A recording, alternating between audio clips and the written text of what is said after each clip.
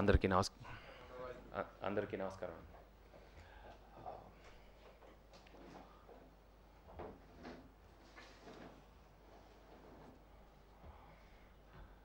నాన్నగారికి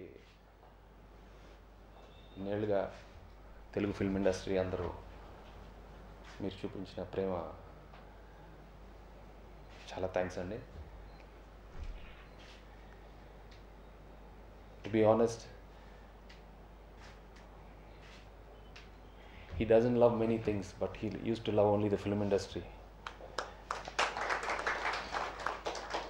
ఎందుకంటే even in his last days there was only one thing he used to think about is his cinema, and I'm really proud to be his son, and I'm again thanking you for all his love and all your love you've given to my father. Thank you very much. Naidu గారికి చెప్పగానే కథ నచ్చితే ఆ cinema ఎప్పుడు దెబ్బతినలేదు. మళ్ళీ రెండోసారి convince చేసి ఏదన్నా చెప్తే అదే దెబ్బతినేది. ఆయన ఒక మాట అనేవారు, ఎద్దును చూస్తే ముచ్చటేస్తుంది, వ్యవసాయం చూస్తాండి ఏడుపు వస్తుందని. కథ బాగున్నాయా, ఎందుకిట్ట అయింది, రెండోసారి అనవసరంగా ఓకే చేశా అనేవారండి. ఇప్పుడు నటులు శ్రీ రంగనాథ్ గారు వారి స్పందన తెలియజేస్తారు.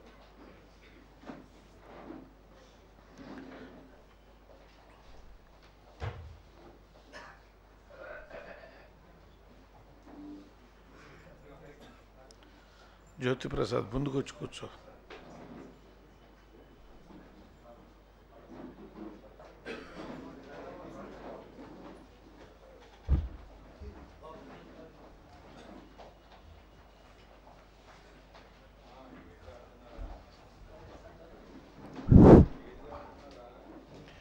సభకు నమస్కారం. రామానాయుడు గారు లేరనుకోవడం చాలా కష్టమైన విషయం. ఆయన హీరో అవుదామని ఇండస్ట్రీకి వచ్చారన్నారు. చాలామంది ఆయన చేతుల మీదుగా జీవం పోసుకోవాల్సిన వాళ్ళు ఉన్నప్పుడు ఆయన హీరో ఎందుకు అవుతారు? ఆయన హీరో అయ్యి ఉంటే నటించడం కోసమే పరిమితమైపోయి ఉండేవారు. మహా అయితే గ్లామరస్గా ఒక గ్లామరస్ హీరో అనిపించుకునేవారు. అలా హీరో కాకపోయినా ఆయన ప్రొడ్యూసర్గానే గ్లామరస్ ప్రొడ్యూసర్ అనిపించుకున్నారు. పైపెచ్చు అనేక మందికి దర్శకులుగా అవకాశాలు ఇచ్చారు, నటులకు అవకాశం ఇచ్చారు. చాలా మంచి పనులు చేశారు. అంతేకాకుండా ఒక ప్రొడ్యూసర్గా ప్రేక్షకులకు మంచి సినిమాలు అందించారు. అందులో మంచి పాత్రలు ఇచ్చి పేరు తెచ్చుకోవడానికి నటీనటులకు అవకాశం. అలాగే ఒక వ్యక్తిగా ఎన్నెన్ని మంచి పనులు చేశారో ఇప్పుడు మన వాళ్ళు చెప్పుకున్నవన్నీ వింటే అర్థమవుతోంది. తర్వాత ఎంపీగా ప్రజలకు సేవ చేశారు. నిన్న మొన్న చూశాను నేను టీవీలో ఒక ప్రోగ్రాం. ఆయన నిర్మాతగా ఉన్నా కూడా, ఎంత పెద్ద నిర్మాత అయినా కూడా వ్యవసాయం మీద ఆసక్తితో, వ్యవసాయం పట్ల ఇంట్రెస్ట్ గ్రామాల్లో పనిచేయడానికి కుర్రాళ్ళు సరిగ్గా ఇష్టపడటం లేదని ఆ వ్యవసాయానికి సంబంధించిన ఇన్స్టిట్యూషన్ ఒకటి నెలకొల్పి వాళ్ళకి మోడర్న్ అగ్రికల్చరల్ సిస్టంలో ట్రైనింగ్ ఇచ్చి తర్ఫీదు చేస్తున్నారు.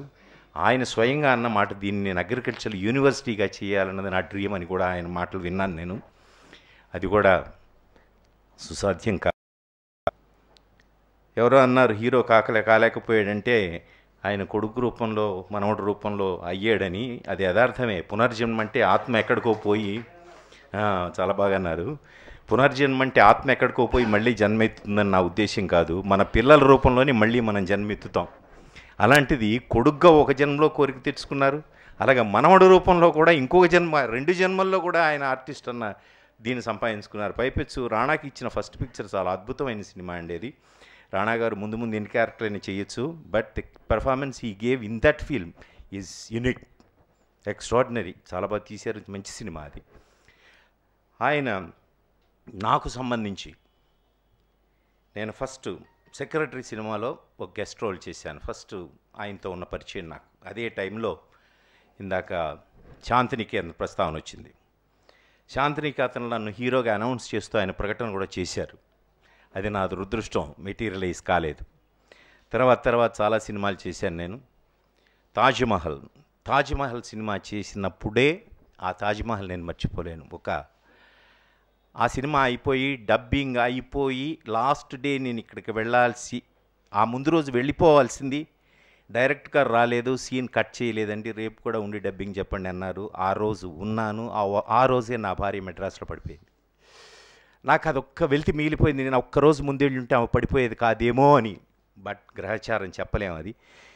అదొక చేదు జ్ఞాపకంగా నాకు మిగిలిపోయింది. ఆ తర్వాత నేను సంవత్సరం ఒక సినిమా కూడా నేను చేయలేదు. 16 సినిమాలు వదిలేసి ఇంట్లో ఉన్నాను తాజ్మహల్ తర్వాత మళ్ళీ మంచి సినిమాలు చేశాను. కలిసి ఉన్నాను రా ఒక మంచి సినిమా, ప్రేమించుకుందాం రా ఒక మంచి సినిమా, లేటెస్ట్ రామానాయుడు గారు ప్రొడ్యూసర్గా సెట్కు వచ్చి ఆయన ముందు మేము నటించిన cinema Gopala. We miss him a lot. ఆయన హీ లవ్డ్ సినిమా. ఇందాక వెంకటేష్ గారు చెప్పారు, ఓన్లీ వన్ థింగ్, 1 2 3 4 5 6 ఎనీథింగ్, ఈ సినిమా రామారావు గారు అంటే సినిమా అంతే. ఆయన మళ్ళీ సినిమా రంగంలోనే కళాకారుడు. కళ్ళకు సంబంధించి ఆయన జన్మలు ఉంటే నేను ఇందాక వృద్ధంగా చెప్పినట్టున్నాను. But still we want him back. ఆయనకున్న అనుబంధాన్ని గుర్తు చేసుకుంటూ వారి కుటుంబానికి సానుభూతి తెలపడం కాదు, వారి దుఃఖాన్ని కూడా నేను పంచుకుంటూ వారికి నా శ్రద్ధాంజలి ఘటిస్తున్నాను. Thank you.